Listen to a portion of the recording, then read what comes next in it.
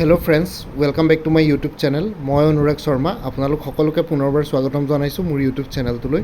আজি মই আপোনালোকৰ সন্মুখত এটা নতুন ভিডিঅ'লৈ উপস্থিত হৈছোঁ আৰু আজিৰ ভিডিঅ'টোত মই আপোনালোকৰ সৈতে শ্বেয়াৰ কৰিম, ডিছকাছ কৰিম Assam finance and accounts service মানে AFS একাউণ্টছ অফিচাৰ, ট্ৰেজাৰী অফিচাৰৰ চেলাৰী কেৰিয়াৰ প্ৰগ্ৰেশ্যনৰ ওপৰত। ঠিক আছে, আমি সকলোৱে জানো কেইদিনমান আগতে এটা নিউজ আৰ্টিকল পাইছিলোঁ আৰু তাতে কৈছিলে যে APSCৰ এবাৰ যোনটো কম্বাইন কম্পিটিটিভ এক্সামিনেশ্যন হ'ব 2022ৰ, তাতে 415টা একাউণ্টছ অফিচাৰৰ পষ্ট থাকিব। আৰু ইয়াতে মই আৰু এটা কথা ক্লিয়াৰ কৰি ল'ব বিচাৰিছোঁ যে আগতে একাউণ্টছ অফিচাৰ, ট্ৰেজাৰী অফিচাৰৰ কাৰণে স্পেচিয়েলাইজ কোৱালিফিকেশ্যন লাগিছিলে, মানে কমাৰ্চ গ্ৰেজুৱেট বা ফাইনেন্সৰ মানুহ হ'ব লাগিছিলে। ঠিক আছে, মানে ফাইনেন্স বেকগ্ৰাউণ্ড বা কমাৰ্চ বেকগ্ৰাউণ্ডৰ হ'ব লাগিছিলে। কিন্তু এতিয়া যিহেতু এই দুটা পৰীক্ষা আগতে একাউণ্টছ অফিচাৰে হওক বা ট্ৰেজাৰী অফিচাৰে হওক দুইটা ইকুইভেলেণ্ট হয়, কিন্তু সেইকেইটা পৰীক্ষা আগতে APSCয়ে বেলেগকৈ পাতিছিলে, কম্বাইন কম্পিটিটিভ এক্সামিনেশ্যনৰ আণ্ডাৰত নাছিলে, কাৰণ সেইকেইটা স্পেচিয়েলাইজ পষ্ট আছিলে, কাৰণ স্পেচিয়েলাইজ কোৱালিফিকেশ্যনৰ দৰকাৰ পৰিছিলে লাইক কমাৰ্চ গ্ৰেজুৱেট বা ফাইনেন্সৰ। কিন্তু এতিয়া কম্বাইন কম্পিটিটিভ এক্সামিনেশ্যনৰ আণ্ডাৰত যেতিয়া লৈ আহে, কম্বাইন কম্পিটিটিভ এক্সামিনেশ্যনৰ একেটা আমব্ৰেলাৰ তলত, একেটা ছাতিৰ তলত যেতিয়া ছাৰ্ভিচেছবিলাক লৈ আহে APSCয়ে, তেতিয়া গম পাব এইটো জেনেৰেলাইজ পষ্ট হৈ গ'ল। তো ইয়াতে কোনো স্পেচিয়েলাইজ কোৱালিফিকেশ্যন নালাগে, মিনিমাম গ্ৰেজুৱেট হ'লে এপ্লাই কৰিব পাৰিব, irrespective of arts, science, commerce, engineering যিয়ে নহওক। ঠিক আছে, তো সেইটো কাৰণে এতিয়া একাউণ্টছ অফিচাৰ বা ট্ৰেজাৰী অফিচাৰ, এইবাৰ যিহেতু ট্ৰেজাৰী অফিচাৰ বুলি ইয়াত যোনখন নিউজৰ আৰ্টিকল পাব্লিছ হৈছিলে তাতে নাছিলে, কিন্তু একাউণ্টছ অফিচাৰ পষ্ট আছিলে তাতে। 415টা একাউণ্টছ অফিচাৰ পষ্ট আছিলে 794টা টোটেল পষ্টৰ ভিতৰত। ঠিক আছে, তো সেইকাৰণে মই একাউণ্টছ অফিচাৰৰ ওপৰত ডিছকাছ কৰিবলৈ ওলাইছোঁ চেলাৰী আৰু কেৰিয়াৰ প্ৰগ্ৰেশ্যন। তো এইটো এটা এতিয়া স্পেচিয়েলাইজ পষ্ট হৈ নাথাকিলে, এতিয়া জেনেৰেলাইজ পষ্ট। তো সকলোৱে একাউণ্টছ অফিচাৰৰ কাৰণে ছাৰ্ভিচ প্ৰিফাৰেঞ্চ দিব পাৰিব under combine competitive examination of Assam public service commission. তো আহক প্ৰথমতে চেলাৰীটো চাওঁ। একাউণ্টছ অফিচাৰ আৰু ট্ৰেজাৰী অফিচাৰ দুইটা ইকুইভেলেণ্ট ৰেংক, তো সেইটো কাৰণে মই দুইটা একেলগে দিলোঁ। তো চেলাৰীৰ কথা যদি আহে তেতিয়াহ'লে একাউণ্টছ অফিচাৰ, ট্ৰেজাৰী অফিচাৰটো এটা class one gazetted category service হয়। ঠিক আছে, ইয়াৰে পে' স্কেলটো হ'ল ₹30,000 to ₹1,10,000, মানে 30,000ৰ পৰা 1,10,000লৈকে পে' স্কেলৰ ভিতৰত পৰে। আৰু গ্ৰেড পে'টো হ'ল 12,700, which is equivalent to DSP, মানে আছাম পুলিচ ছাৰ্ভিচৰ ডেপুটি চুপ্ৰিটেণ্ডেণ্ট অফ পুলিচ, DSPৰ সমান। Superintendent of taxes, superintendent of excise, district transport officer, Assam land and revenue service, সকলোৰে এইটো পে' স্কেল পে' বেণ্ডতে পৰে। Pay' band 4, grade pay' scale সকলো একেই। তো সেইটো কাৰণে class one gazetted category service হয় এইটো। তাৰপিছত চেলাৰী কেলকুলেশ্যনৰ ক্ষেত্ৰত আমি যদি চেলাৰী কেলকুলেশ্যন কৰোঁ তেতিয়াহ'লে প্ৰথমতে বেচিক পে' ধৰিব লাগিব, plus grade pay' plus other allowances as admissible to the Assam state government employees from time to time per month. ঠিক আছে, বেচিক পে'টো হ'ল ষ্টাৰ্টিং বেচিক পে' 30,000, তো আমি 30,000 ধৰিব লাগিব, প্লাছ 12,700 গ্ৰেড পে'টো এড কৰিব লাগিব, প্লাছ আদাৰ এলাৱেঞ্চেছ যোনবিলাক এডমিছেবল হয় Assam state government employees from time to time per month. ঠিক আছে, আদাৰ এলাৱেঞ্চেছত জাষ্ট আদাৰ এলাৱেঞ্চেছ বুলিয়ে লিখিছোঁ, কাৰণ এলাৱেঞ্চেছত বহুতবিলাক থাকিব পাৰে, like house rent allowances, dearness allowances, medical allowances, travelling allowances extra. এইকেইটা মেইন, সেইকাৰণে মই জাষ্ট 4টা দেখুৱাইছোঁ, কিন্তু আৰু কিছুমান এলাৱেঞ্চেছ থাকে ডিপাৰ্টমেণ্ট ৱাইজ। তো এইখিনি মিলাই মেলি আৰু লগতে কিছুমান নেচেচেৰী ডিডাকশ্যনছ হয়, ডিডাকশ্যনছবিলাক মই ডিটেইলছত যোৱা নাই। ঠিক আছে, ডিডাকশ্যনছবিলাক মই ডিটেইলছত যোৱা নাই। আৰু লগতে এইটো পে' বেণ্ডৰ অন্য ছাৰ্ভিচেছকেইটাৰ কথাটো জানো, মই মোৰ ফ্ৰেণ্ডো বহুত কেইটামান আছে ACS cadre, Assam police service cadre, sale tax কেডাৰত। ঠিক আছে, তো সেইখিনি কেডাৰত আছে, এলাইড কেডাৰতো।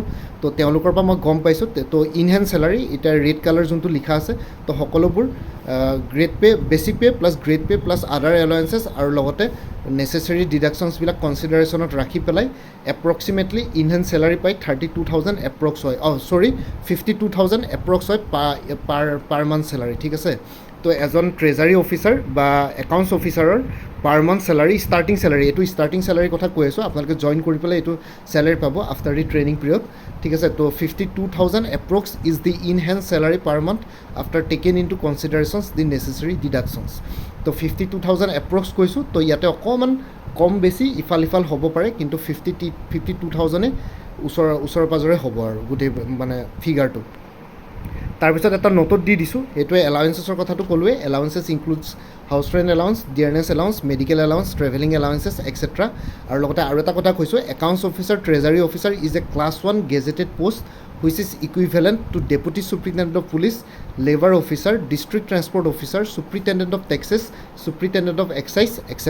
ঠিক আছে, তো এইখিনি এইখিনিৰ লগত একাউণ্টছ অফিচাৰ বা ট্ৰেজাৰী অফিচাৰ এজন ইকুইভেলেণ্ট হয় তো ইয়াতে সেইটোৱে কৈছোঁ যে একাউণ্টছ অফিচাৰ বা ট্ৰেজাৰী অফিচাৰজন ডেপুটি চুপ্ৰিটেণ্ডেণ্ট অফ পুলিচ মানে আছাম পুলিচ ছাৰ্ভিচৰ DSP labour officer district transport officer superintendent of taxes superintendent of excise extra আৰু লগতে লেণ্ড এণ্ড ৰেভিনিউ ছাৰ্ভিচৰ চাৰ্কুল অফিচাৰৰ লগতো ইকুইভেলেণ্ট হয় তেওঁলোকৰ চেলাৰী আৰু এতিয়া চেলাৰীৰ পৰা গৈ পেলাই কেৰিয়াৰ প্ৰগ্ৰেশ্যনলৈ আহিছোঁ কেৰিয়াৰ প্ৰগ্ৰেশ্যনটো কেনেকুৱা হয় মানে প্ৰমোশ্যনেল প্ৰস্পেক্টবোৰ কেনেকুৱা হয় কিমান ৰেংকলৈকে যাব পাৰে ঠিক আছে ইয়াতে মই একাউণ্টছ অফিচাৰ ট্ৰেজাৰী অফিচাৰতকৈ তলৰ দুটা ৰেংকো ধৰি দিছোঁ কাৰণ এছিষ্টেণ্ট একাউণ্টছ অফিচাৰ আৰু ডেপুটি একাউণ্টছ অফিচাৰৰ ৰেংককেইটাও থাকে এতিয়া যিহেতু এইবাৰ APSC কম্বাইন কমিটি এক্সামিনেশ্যন থ্ৰুৱেদি একাউণ্টছ অফিচাৰ ল'ব কেতিয়াবা ডেপুটি একাউণ্টছ অফিচাৰৰ পষ্টটো ওলাব পাৰে কাৰণ যিহেতু গেজেটেড কেটেগৰী বাকী এছিষ্টেণ্ট একাউণ্টছ অফিচাৰটো নন গেজেটেড তো সেইটো কাৰণে APSC কম্বাইন কম্পিটিভ এক্সামিনেশ্যনৰ থ্ৰুৱেদি এইটোৰ কাৰণে ৰিক্ৰুট নকৰিব কাৰণ কম্বাইন কম্পিটিভ এক্সামিনেশ্যনৰ থ্ৰুৱেদি APSC অকল ক্লাছ 2 আৰু ক্লাছ 1 গেজেটেড কেটেগৰী ছাৰ্ভিচকেইটাহে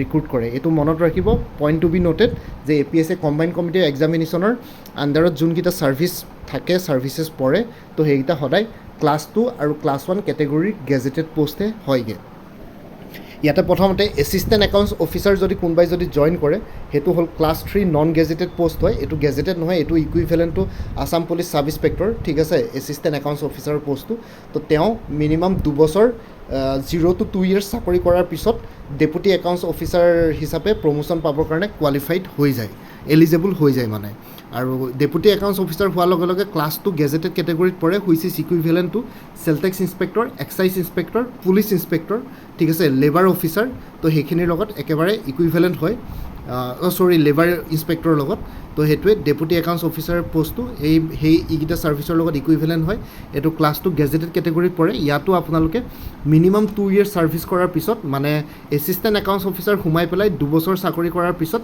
এলিজেবল হৈ যায় ডেপুটি একাউণ্টছ অফিচাৰ হ'বৰ কাৰণে আৰু লগতে 2 বছৰ পিছতে যে প্ৰমোশ্যন পাব এইটো নহয় কাৰণ it depends on the number of vacancies departmental examination আৰু লগতে বহুত কিছুমান কথা আহে তো সেইখিনি যদি ফুলফিল হয় তেতিয়াহ'লে ডেপুটি একাউণ্টছ অফিচাৰ 2 বছৰৰ পিছত হ'ব পাৰে তাৰপিছত ডেপুটি একাউণ্টছ অফিচাৰ হিচাপে আকৌ যদি 2 বছৰ থাকে মানে 4 বছৰ ছাৰ্ভিচ কৰাৰ পিছত আপোনালোকে ক্লাছ 1 গেজেটেড একাউণ্টছ অফিচাৰ বা ট্ৰেজাৰী অফিচাৰলৈকে প্ৰমোশ্যন পাবৰ কাৰণে এলিজেবল হৈ যায় কোৱালিফাইড হৈ যায় ঠিক আছে তো এইবোৰৰ কাৰণে প্ৰমোশ্যনবিলাক ওপৰলৈ হায়াৰকিৰ ওপৰলৈ গৈ থাকিবৰ কাৰণে আপোনালোকে ডিপাৰ্টমেণ্টেল এক্সামছ দিব লাগিব তেনেকুৱা ধৰণৰ কিবাকিবি থাকে আৰু বহুত ক্ৰাইটেৰিয়া থাকে ছাৰ্ভিচ ৰেকৰ্ড থাকে পাৰফৰ্মেঞ্চ থাকে বহুতখিনি থাকে নাম্বাৰ অফ পষ্ট থাকে কাৰণ যেতিয়া এটা তলৰ ছাৰ্ভিচত সোমায় তাতে যদি 50টা পষ্ট থাকে ওপৰৰ ছাৰ্ভিচটোত আকৌ 30টা পষ্ট হৈ যাব তাৰপিছত 20টা হৈ যাব তো পষ্ট কম থাকে তো সেই যোনকেইটা 50টা কেণ্ডিডেটছে যদি এছিষ্টেণ্ট একাউণ্টছ অফিচাৰ হিচাপে জইন কৰে ডেপুটি একাউণ্টছ অফিচাৰ আকৌ মাত্ৰ 30টাই পাব 20টা আকৌ থাকি যাব ঠিক তেনেকুৱা তো on the basis of performance only আৰু লগতে ৰিজাৰ্ভেশ্যনটো থাকেই সকলোতে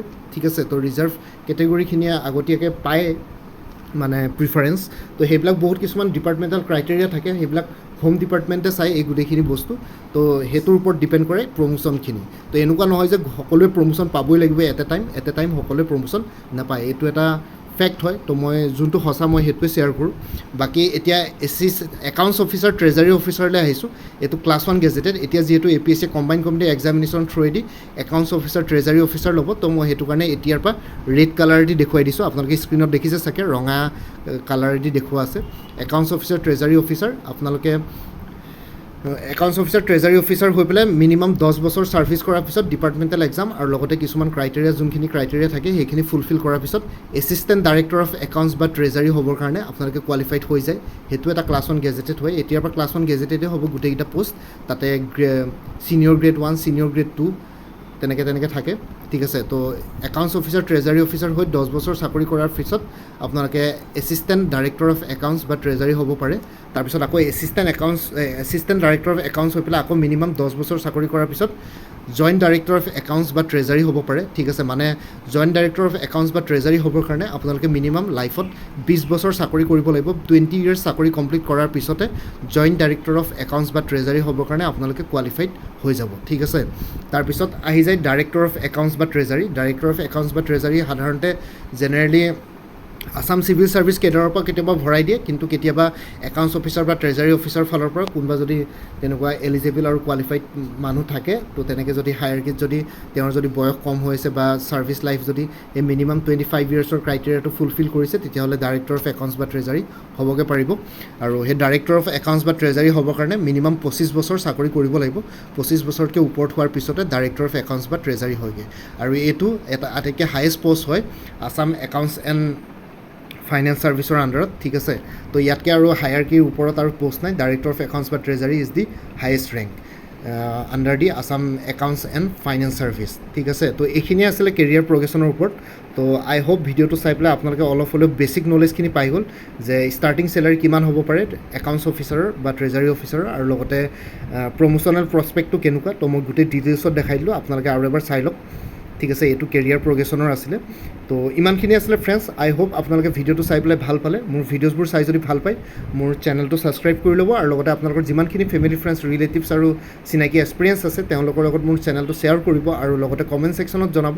কিবা যদি কুৱেশ্যন থাকে, ডাউট থাকে, মই নিশ্চয় আপোনালোকৰ কুৱেশ্যনছ আৰু ডাউটছবিলাকৰ ৰিপ্লাই দিবলৈ চেষ্টা কৰিম। আৰু লগতে আৰু এটা কথা কৈ লৈছোঁ, বাকী APSCৰ কম্বাইণ্ড কম্পিটিটিভ এক্সামিনেশ্যনৰ আণ্ডাৰত যিমানখিনি ছাৰ্ভিচেছ থাকে, সেই ছাৰ্ভিচেছবিলাকৰ প্ৰমোশ্যন বা কেৰিয়াৰ প্ৰগ্ৰেশ্যন আৰু চেলাৰীৰ ওপৰত মই অলৰেডি ভিডিঅ'ছ বনাই থৈছোঁ বেলেগ বেলেগ ছাৰ্ভিচৰ। তো সেই অন্য ভিডিঅ'ছবিলাকৰ লিংকটো এই ভিডিঅ'টোৰ ডেছক্ৰিপশ্যনত মই প্ৰভাইড কৰিম। আপোনালোকে তাতে গৈ পেলাই বাকী অন্য ছাৰ্ভিচেছবিলাকৰ ডিটেইলছখিনিও চাই ল'ব পাৰিব সেইকেইটা ভিডিঅ' ভিউ কৰি পেলাই, ঠিক আছে। তো like Assam police service, Assam civil service, Assam land and revenue service, district transport officer, superintendent of taxes, superintendent of excise, labour inspector, ঠিক আছে। তো সেই গোটেইখিনি বস্তু বনাই থোৱা আছে, তো আপোনালোকে চাব পাৰিব। এই ভিডিঅ'টোৰ ডেছক্ৰিপশ্যনতে মই লিংকটো দি দিম। বাকী আজিৰ ভিডিঅ'টো ইমানতে সমাপ্ত কৰিলোঁ। কাইলৈ পুনৰ এটা নতুন ভিডিঅ'লৈ আপোনালোকৰ সন্মুখত উপস্থিত হ'ম। তেতিয়ালৈকে ভালকৈ প্ৰিপেৰেশ্যন কৰি থাকক। সকলোলৈ অল দি বেষ্ট থাকিলে। Bye and take care friends. Bharat Mata কি জয়, জয় আই অসম।